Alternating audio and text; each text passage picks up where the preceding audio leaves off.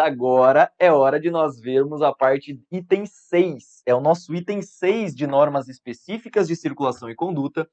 E o nosso item de número 6 vai trabalhar com os senhores o uso da buzina. Tudo bem? Uso da buzina.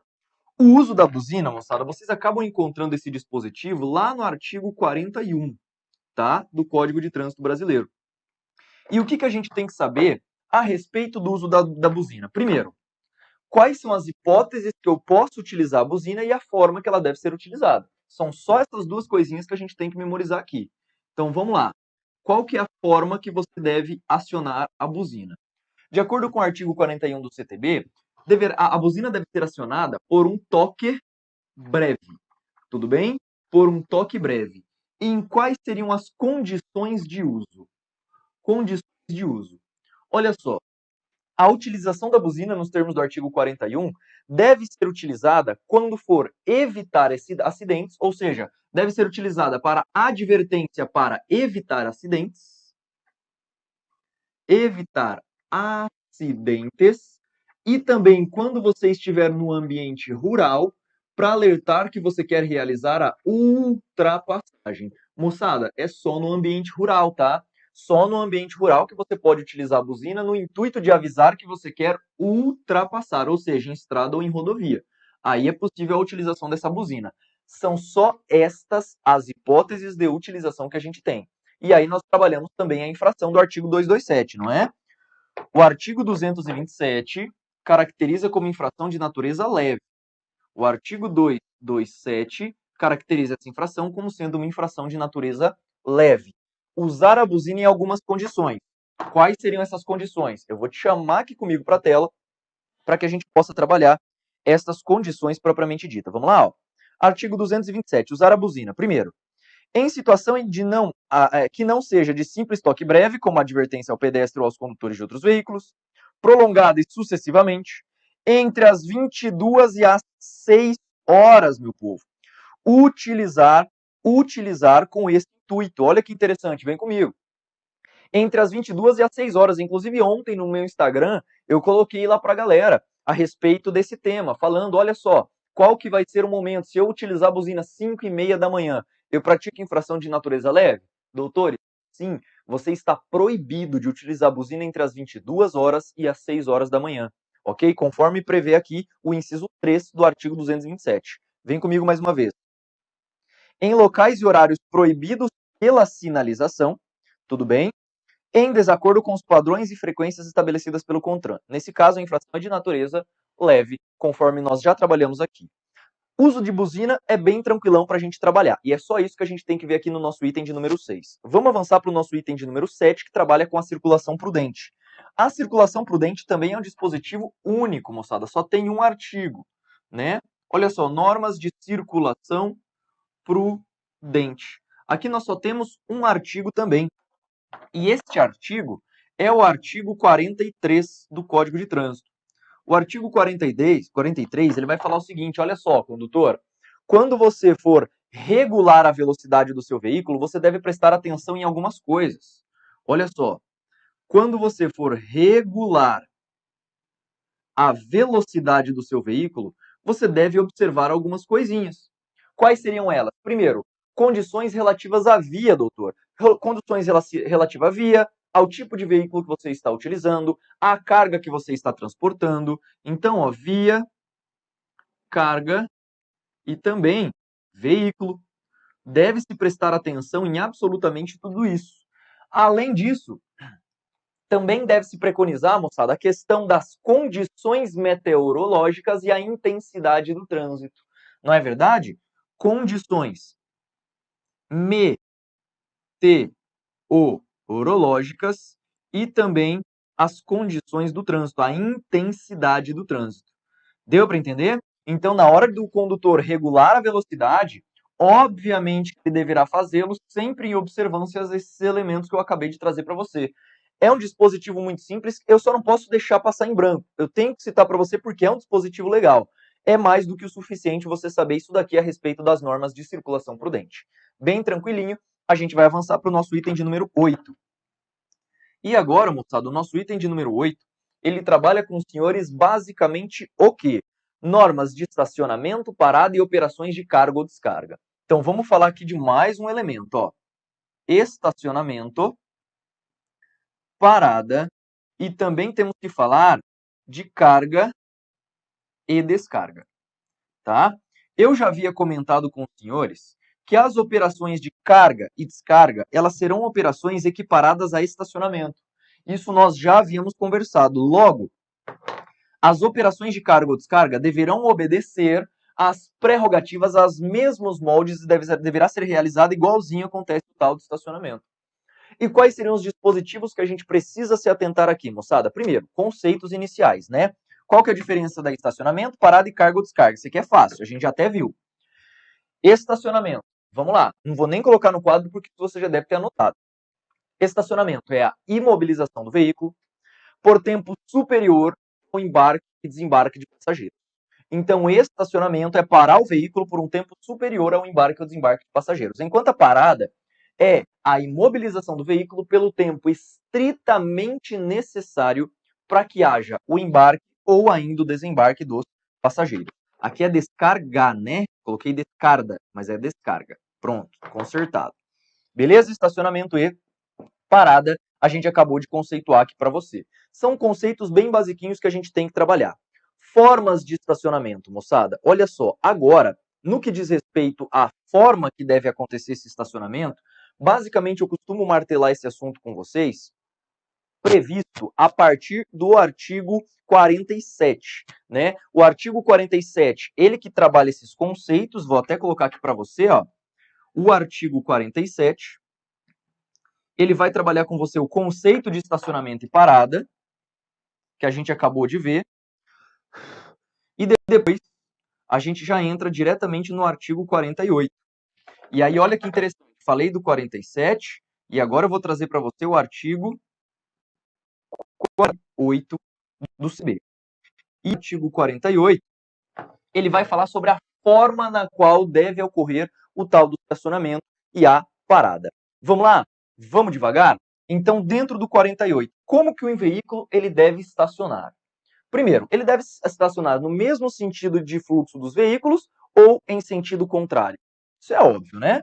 A forma deve ser no mesmo sentido, a pessoa deverá estacionar no mesmo sentido de deslocamento do veículo, da via, né? No mesmo sentido, junto ao bordo da pista. Pedro, o que significa esse junto ao bordo da pista? Quando a gente trabalha essa ideia, pessoal, junto à guia, melhor dizendo, não é junto ao guia, né? É junto, não é junto ao bordo, é junto à guia. Junto à guia, paralelo ao bordo da via. Paralelo ao bordo. Agora sim ficou certinho. E igualzinho preconizado pelo artigo 48. Então, quando você estacionar um veículo, você tem que fazer no mesmo sentido de deslocamento, junto à guia da calçada, paralelo ao bordo. E aí, qual seria o ponto mais importante? Olha só, seria possível eu estacionar, por exemplo, já viram aqueles estacionamentos que é assim, ó, que o pessoal chama de espinha de peixe, em 45 graus? Já viram ou não viram? Viram. É possível que isso seja feito? Sim, é possível. Então, aqui nós temos uma exceção. Olha só, exceção quando a sinalização na via autorizar. Quando a sinalização na via autorizar que seja feito em outro tipo de posição. Então, quanto à forma de se estacionar, basicamente é isso que você tem que tomar bastante cuidado. Então, deixa eu esquematizar agora isso aqui para você, só para ficar um pouquinho mais claro. Olha só, nós temos uma via aqui, imagina, ó, a via está aqui. Deixa eu melhorar, não ficou muito reto essa daqui não, né? Então, olha só, existe uma viazinha aqui, aí aqui existe uma zona de estacionamento, aí aqui você tem a faixa de trânsito, e aqui você tem o quê? Outro desse e a guia da calçada. Os veículos, quando a gente pega faixa de trânsito, nesse aqui ele deve estacionar aqui, ó. Percebeu? Paralelo à guia da calçada e junto à guia. Quando o CTB cita essa nomenclatura junto à guia, o que isso significa? Ó, junto à guia, Isto significa que ele deve estar até 49 centímetros do meio-fio. Pedro, por que até 49? Nós veremos que se ele estiver afastado de 50 centímetros para frente, isso já caracteriza infração de trânsito, de natureza leve, inclusive. Tá? Então, calma. Quando a gente trabalha a questão de veículos no convencional, é junto à guia até 49. Só que nós temos exceção em relação a isso daqui, que eu quero colocar para você em tópico de observação ali na frente. Pedro, qual seria essa observação que você vai trazer aqui para mim? Pois é, quando a gente trabalha com motocicleta, ciclomotores, moçada, aí você tem que tomar bastante cuidado. Os veículos de duas rodas, nos termos do Código de Trânsito Brasileiro, eles deverão estacionar perpendicularmente ao sentido de deslocamento. Perpendicularmente ao sentido de deslocamento da via. Vê se faz sentido. Olha só. Então a motocicleta, como que ela deve estacionar? Ela deve estacionar assim como regra. Percebeu? Perpendicular, 90 graus com o sentido de deslocamento da via. Isso aqui é o que preconiza hoje o Código de Trânsito Brasileiro no que diz respeito a isso daqui. Aí você vai dizer, Pedro, mas e as infrações correlatas a estacionamento? Pois é. Eu tenho que abordar aqui com você o artigo 182, inciso 1, inciso 2 e inciso 3. Então, perdão, artigo 181, né? Vamos lá. O artigo 181. Quais são as infrações que ele vai trazer, então, aqui pra gente? Vamos lá? Primeiro, estacionar em uma distância maior, olha só, nas esquinas, a menos de 5 metros do bordo de alinhamento da linha transversal. Então, ó, quando a gente trabalha com as esquinas, estacionar nas esquinas a menos de 5 metros do bordo de alinhamento da via. Menos de 5 metros do bordo de alinhamento da via. Pedro, o que significa a menos de 5 metros do bordo de alinhamento da via? Vê se faz sentido isso aqui que eu vou te desenhar. Imagina o seguinte, moçada, isso aqui é a via, ó. Aí aqui existe uma calçada e aqui existe um mobiliário urbano. Olha o mobiliário urbano, imagina que isso aqui seja uma loja. Olha só, aqui existe um mobiliário urbano e aqui nós temos um pedaço de calçada. Deu para entender, né? Ficou claro aqui como é que é essa parada. Legal, Pedro. Deu para entender. O estacionamento do veículo aqui, você precisa pegar a projeção do bordo de alinhamento do mobiliário, você projeta o mobiliário e vai o quê? 5 metros para cá. O condutor, ele está proibido de estacionar a menos de 5 metros do bordo de alinhamento da via, ou seja, da projeção do mobiliário. Deu para entender? Então ele só pode estacionar daqui para trás. Isso é a regra. Pedro, por quê? Porque quando a gente trabalha a questão relativa à sinalização horizontal, se houver sinalização na via permitindo que ele venha até mais para frente, aí a sinalização prevalece. Deu para entender? Então nós temos que também deixar isso bem claro para você aqui em relação a esse bordo de alinhamento. Nesse caso, se ele estacionar menos, essa infração é de natureza média. Tá? Olha a letra B. Estacionar a uma distância da guia da calçada, ou seja, do meio-fio, que seja entre 50 centímetros e 1 metro. Então, se você estacionar afastado da guia entre 50 centímetros e 1 metro, você pratica infração de natureza leve do artigo 181, inciso 2. Tá? E ainda existe a questão de você estacionar em uma distância da guia da calçada superior a 1 metro. Porra, Pedro, para o cara estacionar afastado 1 metro da guia, esse cara tem que ser muito ruim de boleia, né, cara?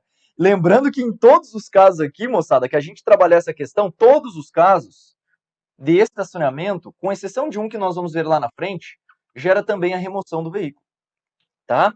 Então, as infrações no que diz respeito a estacionamento são essas 3 aqui. Essas 3 já aparecem, tá? Essas 3 costumam, de fato, aparecer aí para nós na prova. Deu para entender? Bacana? Então, no que diz respeito a essas infrações, eu já me dei por vencido. A gente não precisa nem se matar mais muito aqui em relação a esta paradinha. Beleza? Olha só. Quando a gente bate, então, estacionamento, normas de estacionamento e parada, é isso que você tem que se lembrar como que deve ser feito. Beleza? Então, esta é a ideia do que a gente precisa ver. Eu quero avançar com você agora para a gente trabalhar mais alguns aspectos técnicos ainda do estacionamento e parada. Artigo 49. Olha só que interessante. Quando a gente pega o artigo 49, eu ainda trabalho com você, moçada, a respeito da abertura de portas do veículo, quando, por exemplo, vai desembarcar. Então, imagina que um passageiro vai desembarcar. Como é que vai funcionar a abertura de portas desse veículo? Olha como que esse troço funciona. Então, artigo 49, ó. Vou continuar aqui com você, desta vez no artigo 49. O artigo 49, ele vai falar, portanto, como eu já havia citado para os senhores, desembarque do veículo. Desembarque do veículo. E o desembarque do veículo, nos termos do artigo 49, moçada, deve acontecer com abertura de portas, sempre tomando os devidos cuidados. Então, desembarque. A porta, na hora do condutor abrir esta porta, ele deve verificar se não existe nenhum problema ou se não existe ninguém vindo no sentido anterior, no sentido atrás, tá? Então, a abertura de porta sempre deve ser feita com o máximo de segurança possível. E o desembarque deve sempre realizar pelo lado da calçada. Os passageiros deste veículo, eles deverão desembarcar pelo lado da calçada, com exceção de quem? Do condutor, né? Com exceção do condutor. O condutor não vai ter que pular o banco para sair pela calçada. Não é verdade? Imagina, cara, você é o condutor. Aí você vai ter que desembarcar. Você dá uma rabiscada ali em cima do freio de mão e gosta do negócio. Aí fica ruim, né, cara? Então, não. O condutor, ele pode desembarcar pelo lado que não seja na calçada. Até aí, tudo tranquilo. Beleza? Artigo 50. Uso das faixas laterais de domínio. Olha só. Artigo 50. Artigo 50. Uso das faixas laterais de domínio. Uso das faixas laterais de domínio. Moçada, o uso das faixas laterais de domínio, nos termos do Código de Trânsito, deverá ser realizado com autorização do ente que tem a circunscrição na via. Então, se eu quero utilizar uma faixa de domínio, por exemplo, para colocar lá uma propaganda, para quem que eu tenho que pedir autorização? É para a PRF? Não. Para a entidade, é para o órgão com circunscrição na via, notadamente os órgãos executivos rodoviários. Tudo bem? Depende de autorização do órgão que tem a circunscrição ali na via. Artigo 50 também bem tranquilinho da gente bater. No que diz respeito ao tema, a gente não tem uma infração agora para ser vista do artigo 50, tá? E para a gente fechar, eu quero trabalhar com você o artigo 51. Vamos lá? Moçada, estamos encaminhando já para o término da norma de circulação e conduta. Já vimos a grande maioria das condutas que a gente tem que trabalhar, tá? Artigo 51 fala a respeito da sinalização das vias internas de condomínio.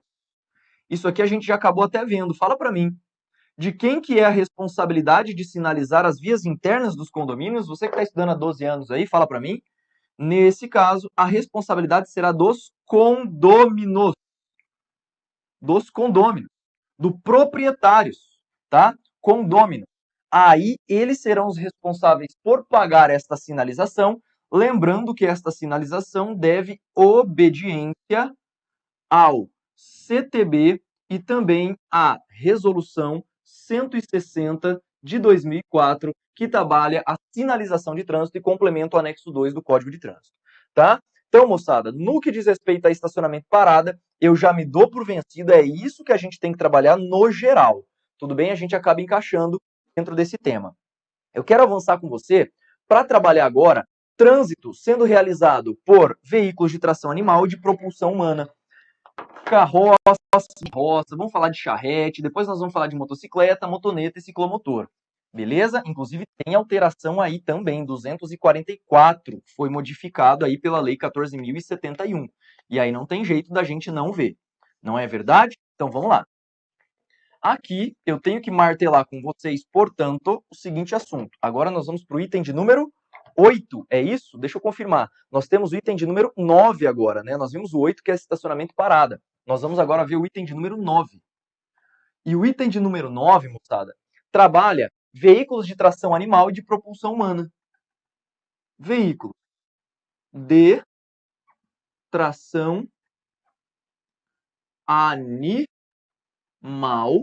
veículos de tração animal, e eu também acabo trabalhando com os senhores alguns veículos de tração humana, que seriam justamente as bicicletas. No que diz respeito às bicicletas, moçada, na verdade, a gente costuma trabalhar as bicicletas mais à frente, quando a gente trabalhar, por exemplo, a questão relacionada à ciclofaixa e ciclovia. Então eu gosto de deixar as bicicletas um pouquinho mais para frente, e a gente vai ver, por enquanto, só aqui, ó, veículos de tração animal. E dentro do tema de veículos de tração animal, eu inauguro com você os artigos 52 e 53 do CTB. Então vamos lá. Artigos 52 e 53 do Código de Trânsito Brasileiro. O que a gente tem que ver a respeito dos veículos de tração animal? Primeiro, temos que ver conceitos iniciais. Quais são os veículos de tração animal? Fala para mim, você que está estudando aí. Moçada, nós temos a carroça, e nós temos também as charretes. Carroça e charrete. Então, veículo de tração animal nada mais são do que veículos que são tracionados, são puxados por animais. Carroça. Carroça é veículo de tração animal destinado ao transporte do quê? Carga. Ao transporte de carga. A charrete, por outro lado, é um veículo de tração animal destinado ao transporte de pessoas, de passageiros. Deu para entender? Então vamos lá, você acabou de casar e você vai sair da igreja. Você vai sair da igreja de carroça ou de charrete? Depende. Se você achar que a pessoa é um peso na sua vida, você usa carroça. Só que se você achar que ela é parceira, você chama isso de charrete. Então existem essas duas diferenças aqui quanto à classificação dos veículos de tração animal. E aí, moçada, o artigo 52, ele vai abordar aqui para nós quais são as formas de trânsito desses tipos de veículos. Então vamos lá. O artigo 52 vai versar a respeito do trânsito. Como deve se dar o trânsito destes tipos de veículos? Então vamos lá.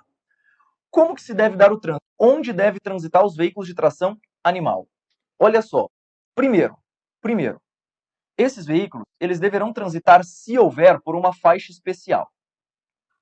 Pedro, existe uma faixa especial destinada a esses veículos. Pronto. Ele tem que transitar por uma faixa especial, seja no ambiente rural, seja no ambiente urbano. Não tem problema. Agora, e se não houver? E se não houver a faixa especial? O que acontece? Nesse caso, ele deverá transitar, aí vai depender, né? Aí vai depender. Se não tiver faixa especial, você vai afirmar o seguinte: no ambiente rural, ele deverá transitar pelo acostamento. E no ambiente urbano, ele deverá transitar pela faixa da direita, mas junto ao bordo da pista à direita. Então, na via rural, não havendo faixa especial, acostamento. Na via urbana, deve transitar pela direita junto ao bordo. Pedro, e se no ambiente rural eu também não tiver acostamento, só tiver a rodovia? Aí, doutores, mesma regra. Você vem para cá. Ó. Se não houver também acostamento, não havendo acostamento, aí na via rural ele deve obedecer aos mesmos pressupostos da via urbana. Direita da via junto ao bordo. Bacana? Deu para entender? Essa é a ideia geral que a gente tem em relação ao trânsito dos veículos de tração animal. Muito cuidado com isso daqui. Então, coloquei aqui para você o primeiro ponto para ser observado e o segundo seria aqui embaixo, né? Então, vamos até melhorar esse símbolozinho aqui, ó. Coloca assim, ó. Ele deve transitar por uma faixa especial, se não houver, na zona rural e na zona urbana, isso varia. Eu ia puxar o segundo aqui, mas eu acho que ficou um pouco mais lógico se a gente fizer assim, tá? Então vamos lá. Artigo 52, portanto, a gente bateu. Como que deve transitar os veículos de tração animal? Agora vamos ver o artigo 53. O artigo 53, ele vai falar o que, Pedro? A respeito dos veículos de tração animal. Olha só. Esses veículos, esses animais propriamente dito, os animais isolados ou ainda em grupos, os animais isolados, os animais isolados ou em grupos, somente poderão transitar pela via, quando acompanhados por um guia. É isso que vai afirmar o artigo 53. Eles devem transitar acompanhados por um guia. E detalhe, o artigo 53, quando ele trabalha isso daqui, primeiro, ele poderá, o guia, este guia que vai conduzir os animais isolados ou em grupos, ele poderá dividir esses grupos de animais em números menores para melhorar a questão do deslocamento. Olha só, este guia, ele pode separar os animais em grupos moderados, separar em grupos, para facilitar o trânsito ali na via, ou ainda ele poderá o quê? Transitar junto com esses animais do bordo da via. Então vamos lá, eu tenho 10 bois para transitar ali na rodovia. Você vai dividir em 5 grupos de 2 e eles deverão ir transitando o quê? Deverão ir transitando ali na via junto ao bordo. Não pode ser no meio da faixa de trânsito. Tem que ser junto ao bordo. Também um aspecto a ser levado em conta aqui nos veículos de tração animal. Moçada, dos veículos de tração animal, isso é mais do que suficiente para a gente trabalhar. Pedro, eu tenho infração aqui no caso? Tenho, vou até anotar aqui para você. Ó. Infração do artigo 247, tudo bem? Infração do artigo 247. Deixar de conduzir pelo bordo da pista, nesse caso a infração é de natureza média, tudo bem? Esse caso a infração é de natureza média. Vamos dar uma lida aqui comigo na tela, olha só. Artigo 247. Deixar de conduzir pelo bordo da pista em fila única veículos de tração animal ou de propulsão humana e os de tração animal, sempre que não houver acostamento ou faixas a ele destinados. Nesse caso, a infração é de natureza média nos termos do artigo 247. Deu para entender? Moçada, repare que é a infração que trabalha a questão da fila única. Se você quiser, você pode até complementar aqui, ó. No ambiente rural, eu falei acostamento. Se não houver acostamento, segue as mesmas regras do ambiente urbano. Pela direita, junto ao bordo, em fila. Se você quiser complementar, coloca assim, ó, que está lá no 247. Em fila única. Tudo bem? Essa seria a ideia que a gente tem que trabalhar dentro dos veículos de tração animal. Bom, superamos isso e agora eu vou entrar com você com os veículos. Agora o bicho pega, hein? Agora eu tenho que trabalhar com você a questão relativa a trânsito de motocicletas, motonetas e ciclomotores. Inclusive falando um pouquinho a respeito do MBFT, pessoal. O artigo 244 ele foi modificado pela Lei 14.071 e existem pontos bastante relevantes para a gente se lembrar aqui. Então vamos lá. Artigo.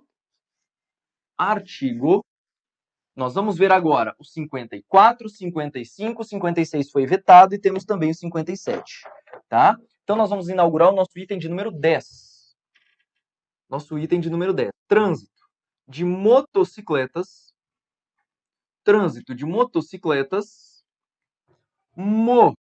motonetas e também o quê?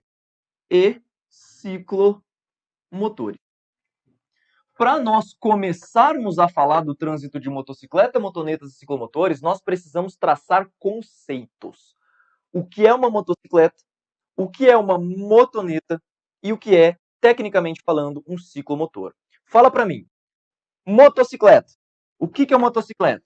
Uma motocicleta é um veículo de duas rodas. Que a forma de se transitar nela é a forma montada.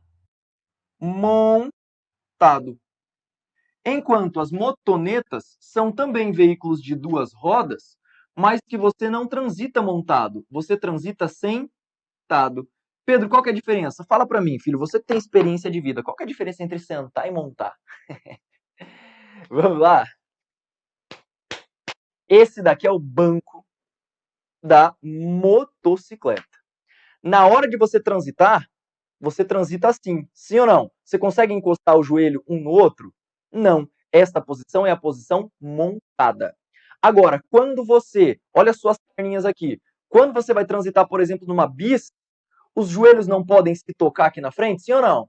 Sim, essa posição é a posição sentada.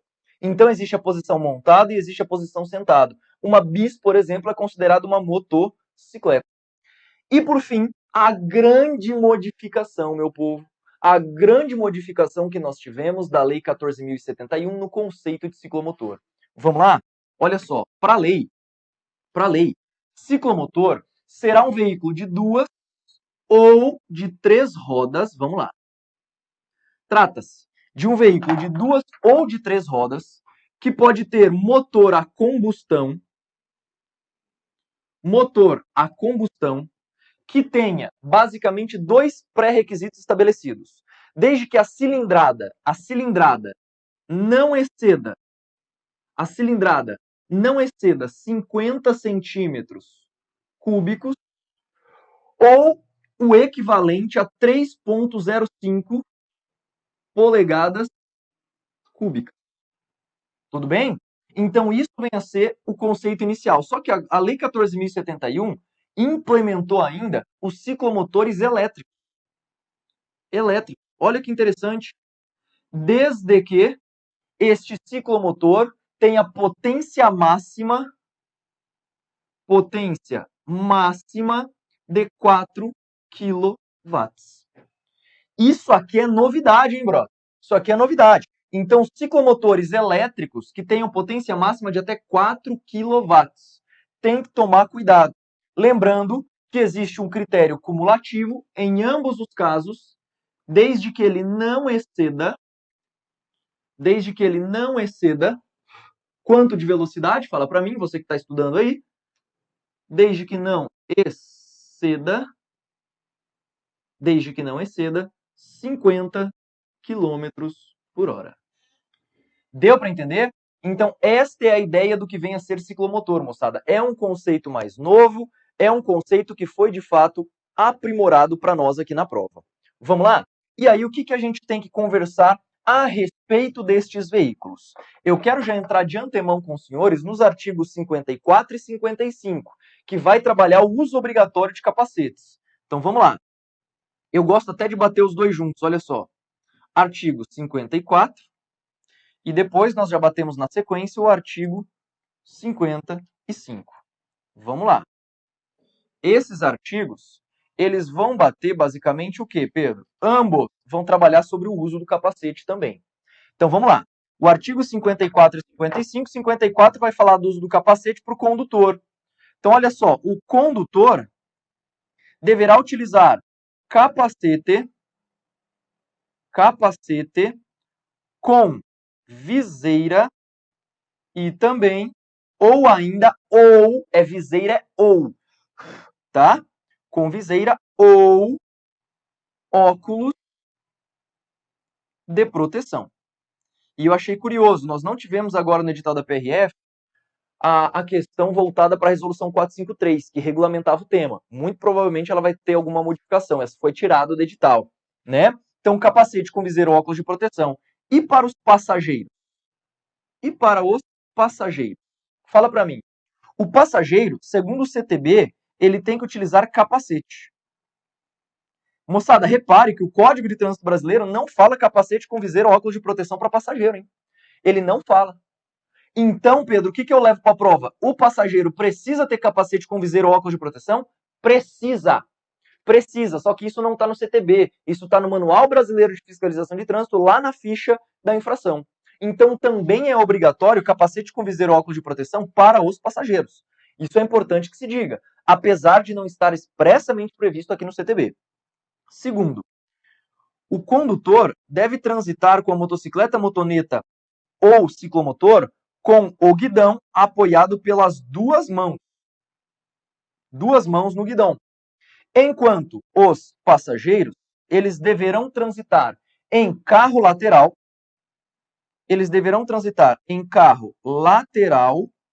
ou no assento suplementar, que é o assento da motocicleta, assento ali traseiro. Tudo bem? Deu para entender. E por fim, eles deverão transitar utilizando vestuário adequado em ambos os casos. Que hoje nós não temos plenamente a regulamentação sendo feita ali pelo CONTRAN. Qual é o tipo de vestuário adequado para se transitar com motocicletas, motonetas e ciclomotores? Então, a ideia do CTB ela é bem basal assim mesmo, bem simples, ok? E aí, é claro, não obedecidos esses requisitos relativos a capacete, eu já lhes adianto o que, doutores? Basicamente, eu já lhes adianto a respeito da parte voltada para a infração, que vai ser a infração do artigo 244. Vamos conversar um pouquinho sobre ela. Tá? Nós tivemos uma infração bem interessante a respeito, tá? Que inclusive mudou o enquadramento de uma infração agora, que é a questão de transitar com a viseira levantada. Então, olha só, nós tivemos a alteração feita pela 14.071, afirmando que transitar com a viseira levantada é infração de natureza média, tá? Vamos colocar aqui para você então, ó. Infração, eu vou colocar até aqui do lado da tabelinha, ó. Infração do artigo 244. Moçada, as infrações relativas ao artigo 244, elas podem variar entre infração de natureza grave, gravíssima, ou mais recentemente com a infração de natureza leve. Média, perdão. Leve a gente não tem para capacete. Então, o inciso 1, olha só. Sem utilizar capacete, então você vai dizer o seguinte, a 244, ele tem infração gravíssima, ele tem infração grave e ele tem infração de natureza média. Qual que é a mais importante aqui para nós agora com a modificação feita pela 14.071? A infração de natureza média, que é transitar utilizando o capacete sem viseira, ou ainda em desacordo com a regulamentação, a viseira abaixada. Então, esse daqui é o caso da viseira. Foi o que nós tivemos modificação sendo feita pela Lei 14.071 de 2020. Tá? Inseriu os incisos 10 e 11. Isto vale tanto para o condutor quanto para o passageiro. Tanto para o condutor quanto para o passageiro. Transitar com a viseira em desacordo com aquilo preconizado pelo CONTRAN ou com capacete que não tenha esta viseira. Beleza? Esse é o ponto mais importante. Essas duas aqui eu vou pedir para vocês lerem depois quais são as condições. Se bem que nós trabalharemos isso mais à frente, quando nós falarmos a parte relativa às infrações. Ok? O artigo 56, pessoal, ele não está mais com eficácia atualmente, então nós vamos já direto para o artigo 57. E o artigo 57, ele vai trabalhar com o trânsito de ciclomotores. Olha só, trânsito de ciclomotores. Pedro, mas e o trânsito de motocicletas, motonetas e ciclomotores? Esses trânsitos, eu posso transitar com a motocicleta, com a motoneta ou com o ciclomotor de qualquer forma? Doutores, olha só, a regra, como nós tivemos o artigo 56 sendo vetado ali na prática, o que eu tenho que te lembrar? As regras para motocicletas e motonetas serão basicamente as mesmas para os veículos automotores. Deve transitar pela faixa da direita, mais centro da faixa, mais à direita, ou ainda se questiona a questão da utilização da motocicleta em cima das linhas, entre os carros. Pode as motocicletas transitarem por entre os carros, fazendo, por exemplo, operação de zigue-zague? Doutores, olha que curioso. O MBFT caracteriza como infração zigue-zaguear entre os veículos. Só que olha o motivo do veto do artigo 36. Na época, a galera que comprava motocicleta e motoneta, compra para ter um deslocamento mais célere, sim ou não? E aí o CTB veio no artigo 56 e tinha não mais permitido o trânsito ali nos corredores. O CTB tinha vetado. Na verdade, o CTB tinha vedado, né? E o que aconteceu? Nós tivemos grandes concessionárias Honda, nós tivemos várias concessionárias entrando com mandado de segurança perante o judiciário, e esse dispositivo, moçada, ele não conseguiu ter efeito no Brasil.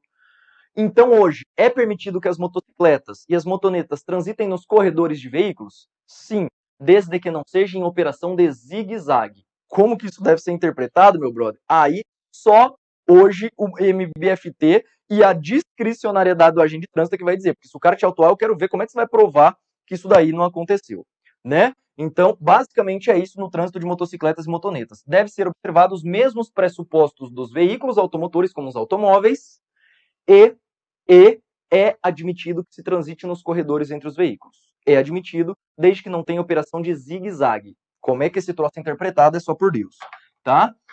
Beleza, trânsito de ciclomotores. Moçada, como que se deve dar o trânsito dos ciclomotores? Primeiro aspecto, né? Os ciclomotores deverão transitar por uma faixa especial. Por uma faixa especial. Pedro, beleza, então se tiver uma faixa especial destinada para ciclomotores, eles devem transitar por esta faixa especial. Tá correto? Tá. Só que o problema é quando não tem. Se não tiver uma faixa especial, o que ele faz? Olha só. Em não havendo, você vai avisar o seguinte: se não houver uma faixa especial para esse transeunte do ciclomotor, tudo vai depender. Se ele estiver no ambiente rural, fala para mim. Se ele estiver no ambiente rural, ele deverá transitar pelo acostamento. Você percebeu que, como regra, o acostamento não pode ser utilizado para trânsito somente em situação excepcional? Pois é, tá aqui. Letra B. E se ele estiver no ambiente urbano? E se ele estiver no ambiente urbano? Neste caso, ele também deve trafegar pela pista da direita junto ao bordo da via. Junto ao bordo ali da via. Bacana? Deu para entender? E aí, olha que interessante. Não havendo acostamento, também obedece o mesmo pressuposto que a gente tem para as vias urbanas. Exatamente o mesmo. Ok? E aí nós temos uma novidade em se tratando dos ciclomotores propriamente ditos, doutores. E essa novidade diz respeito a quê? Vias de trânsito rápido, calçadas e rodovias. Vias de trânsito rápido, calçadas e rodovias. É vedado. Anote isso aqui, por favor. É vedado o trânsito de ciclomotores em vias de trânsito rápido. É vedado o trânsito de ciclomotores em vias de trânsito rápido, em rodovias e também onde? Em calçada. Aí você vai dizer, Pedro, mas quando a gente trabalha o artigo 57, ele só fala proibida nas vias de trânsito rápido e nas calçadas, ele não cita a rodovia. Pois é, mas o artigo 244, parágrafo 1º, fala que é vedado em rodovia. Então não pode ciclomotor transitar em via rural, salvo se for no acostamento. Salvo se for no acostamento. Deu para entender? Essa vedação aqui ela é substancial, ela é importante demais para nós quando a gente acaba estudando esse tema. Show de bola, moçada? Com isso, eu encerro com você, portanto, essa parte voltada aos trânsitos de veículos.